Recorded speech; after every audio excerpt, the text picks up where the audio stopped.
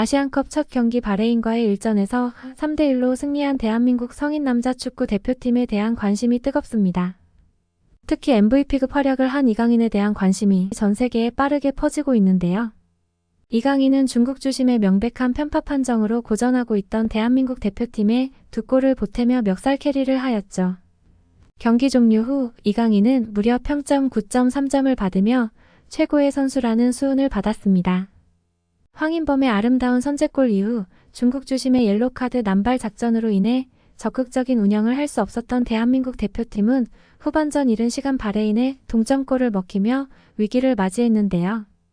이강인은 이에 흔들리지 않고 환상적인 중거리포를 꽂아 넣어 대표팀을 위기에서 구원하였고 이후 완벽한 쐐기골까지 박으며 바레인의 추격 의지를 상실시켰습니다.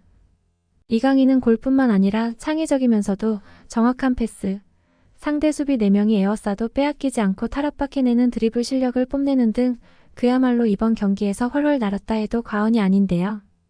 이에 중국 네티즌들은 자국의 심판 마닝이 대한민국 대표팀에 무려 옐로 카드를 5장이나 꺼내들었음에도 이강인을 막지 못했다며 당황해하는 모습을 보이고 있습니다.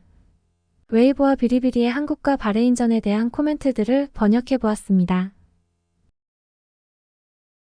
이강인 오늘 경기력은 거의 메시급 아니냐? 혼자서 돋보이는데? 이강인의 첫 번째 중거리 슛은 정말 미친 골이네. 중국 대표팀에서는 100년이 지나도 볼 수 없는 환상적인 궤적이었다. 마닝이 한국에 계속 옐로카드를 꺼내면서 견제했지만 이강인만큼은 막지 못했구나. 아쉽다 아쉬워. 오늘 손영은 그저 그랬는데 이강인은 완전히 크레이지 모드였어. 필드 내 어떤 선수들과 비교가 안 될 정도로 존재감이 달랐다. 나는 손흥민과 김민재만 있는 줄 알았는데 이강인의 존재는 충격이었다.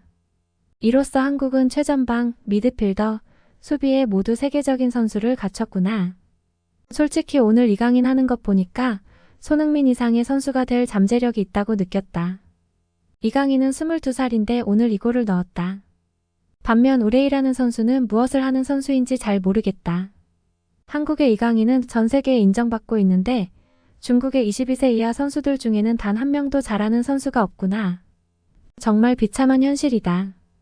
나는 마닝이 한국 경기 심판을 맡는다고 했을 때 사실 조금 기대했었다. 중국 내에서도 가혹한 판정으로 말이 많았었기 때문에 한국 선수들 중 누군가를 퇴장시킬 확률이 높았기 때문이다. 하지만 마닝도 이강인은 막을 수 없었네.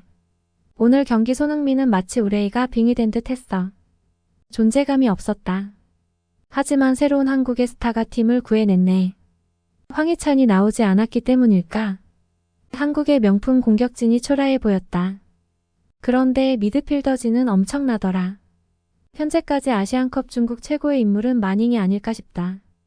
다음에는 꼭 한국 선수들을 퇴장시켜주길 바란다. 프랑스 리그는 보지 않아서 이강인에 대해서는 이름만 알고 있었는데 오늘 경기 보고 반했다.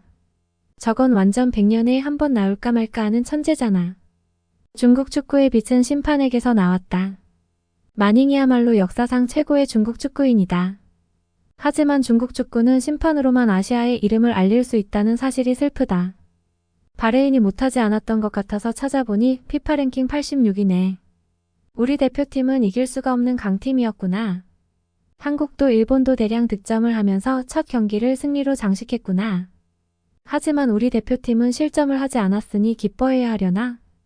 확실하게 조직력에서는 일본이 앞서지만 개인 능력에서는 한국이 앞서는구나. 결승전은 두 나라의 경기가 될 듯 싶은데 현 시점에서는 누가 이길지 장담하기 어렵다. 이강인과 같은 급의 천재가 중국에 나올 수 있을까? 이상하게도 한국은 꾸준히 천재들이 나오고 있는데 우리 중국은 무엇이 문제인가?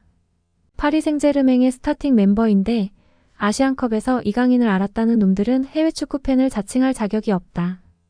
이강인은 벌써부터 이 정도의 레벨이면 앞으로 더 성장했을 때 어떤 괴물이 되어 있을지 상상이 가질 않는다. 한국 대표팀의 에이스가 22살의 어린 선수라니. 완벽한 세대 교체구나. 너무 부럽다. 동아시아 축구팀은 정말 강하구나. 중국만 빼고 말이야. 베트남이나 바레인 모두 아시아 최강팀인 일본과 한국에 선전했다. 이와 달리 우리 대표팀은 언제나처럼 끔찍했지. 이강인은 이대로만 성장하면 세계 최고의 미드필더가 될 수도 있어 보인다. 한국이 정말 부럽다. 차세대 아시아의 왕은 이강인이구나. 오늘 경기는 정말로 대단했다. 한국은 마치 메시를 보유한 기분일 거야.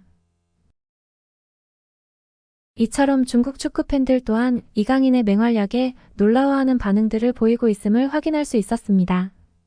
하지만 만일 심판의 판정이 불공정했다는 것을 분명히 인지했음에도 한국에 불이익을 주는 것에 찬동하는 반응들 또한 많았다는 점은 불쾌한 측면이었습니다. 관중석에서 야유가 나올 정도로 한국의 불리한 판정을 연이어 한 중국 주심의 이번 케이스와 같이 앞으로 우리 대표팀은 아시안컵에서 꾸준히 이러한 불리한 콜들을 마주해야 할 가능성이 높은 상황입니다. 하지만 이를 실력 차이로 극복해낼 수 있는 저력을 이번 바레인전에서 이강인 선수가 보여주었기에 다음 20일 요르단전 또한 만전을 기해 더욱 완벽한 경기력으로 승리할 것임을 믿어 의심치 않습니다. 소중한 시간 내어 영상 시청해주셔서 감사합니다. 구독과 좋아요 부탁드리며 성실한 업로드 약속드리겠습니다. 감사합니다.